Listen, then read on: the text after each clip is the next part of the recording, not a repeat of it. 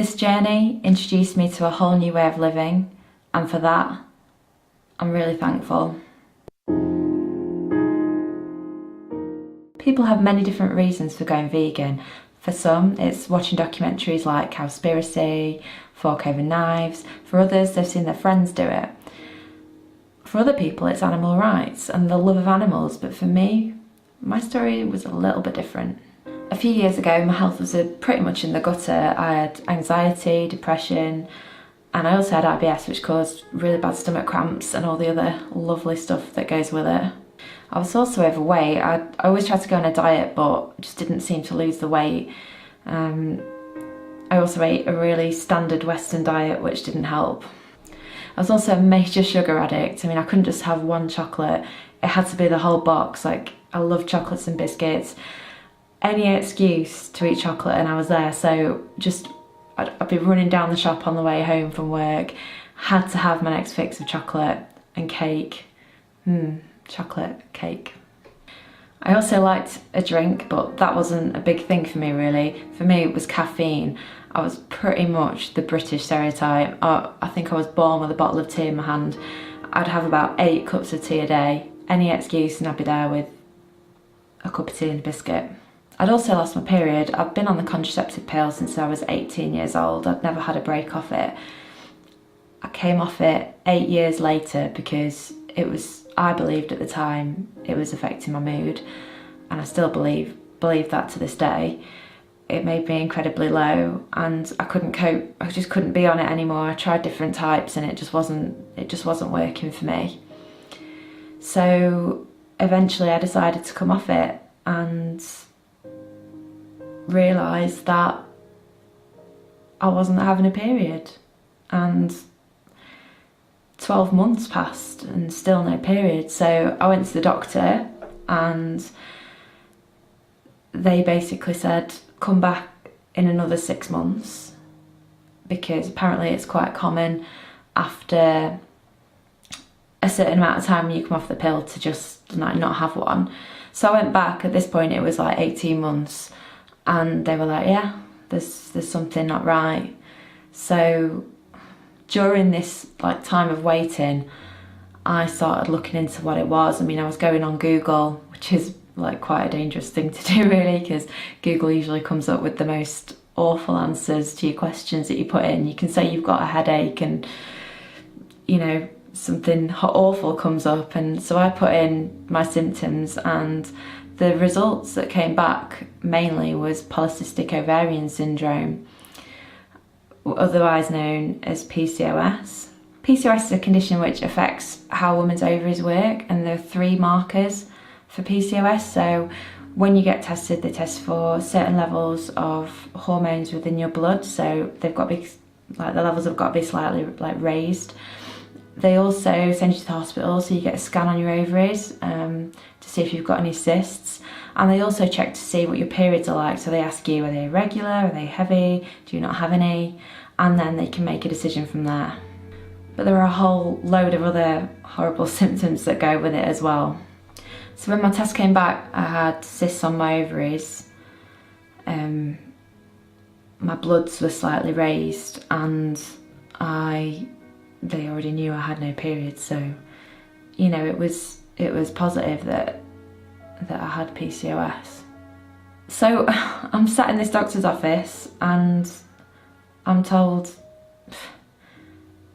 you could be infertile. You could potentially be infertile with this condition.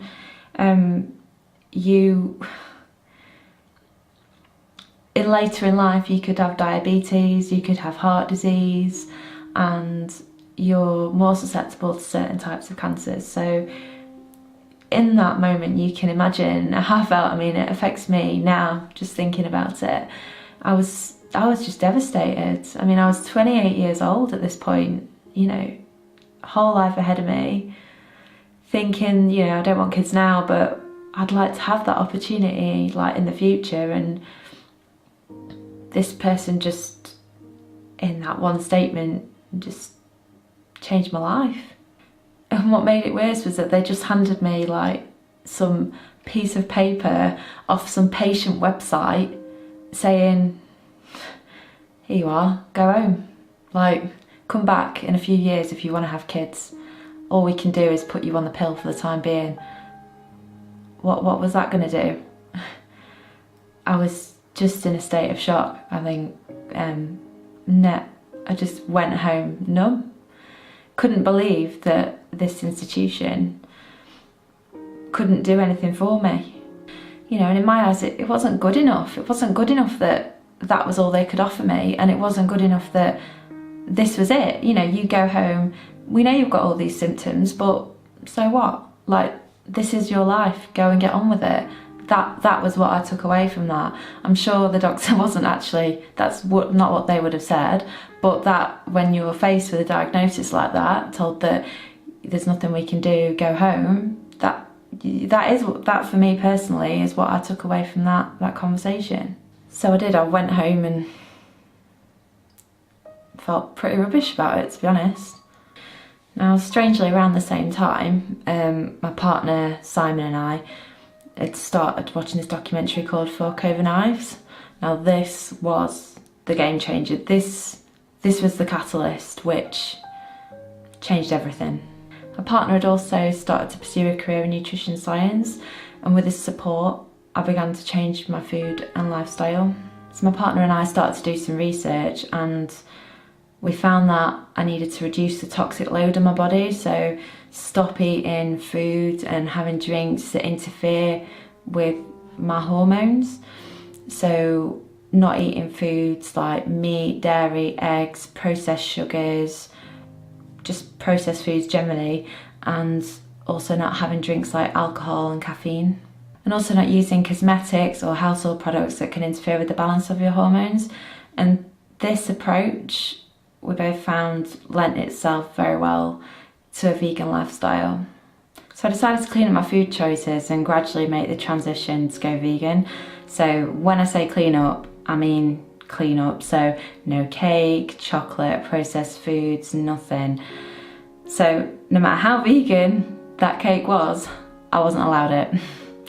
I also gave up alcohol and caffeine, and weirdly, giving up caffeine was probably the hardest part, because as I've said before, I think I was born with a cup of tea in my hand. It was tough, but it was so worth it. I started to notice that my symptoms were improving. I felt happier than I've been in a long time, and I began to get a regular period, which was really a defining moment for me. Having gone 18 months and not had one, and been told that, you know, it could potentially be infertile, to start having those periods again was amazing. I truly felt that I was healing my body from the inside out. Eventually I thought, do you know what, I feel so great, let's go back and get retested. Let's go to the doctors and see if the markers are there, see if they're even present or in the ballpark. And that's what I did. I went back, I had my bloods done again to test the hormone levels, had a scan on my ovaries, and it came back negative. I had no cysts on my ovaries, my bloods were normal, my weight was good, I had periods, and I was told, do you know what, I can see no reason at this stage why in the future, if you want to have kids, you can do that. And I can't describe to you like how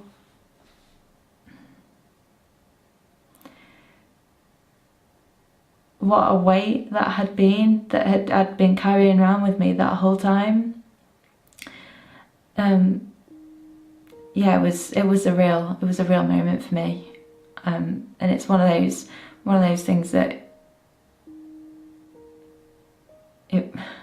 sorry, I just looking back on it leaves me speechless, to be honest. The whole journey of going through all that health process and then sitting in that doctor's surgery and being told that was amazing. It was life changing. So I had reversed a condition that I was told straight up was incurable. So I'd effectively changed my health destiny. And I can't begin to describe to you how that feels. And that was all through making different food choices and changing my lifestyle. This may sound cheesy, even though I don't eat dairy. See what I did there?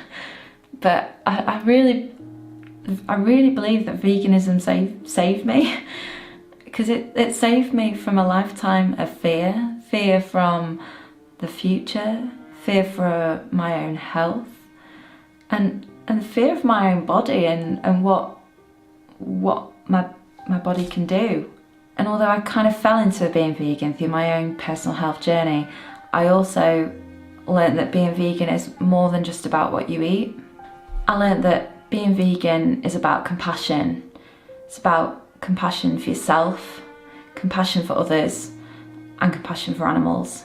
This journey introduced me to a whole new way of living, and for that, I'm really thankful.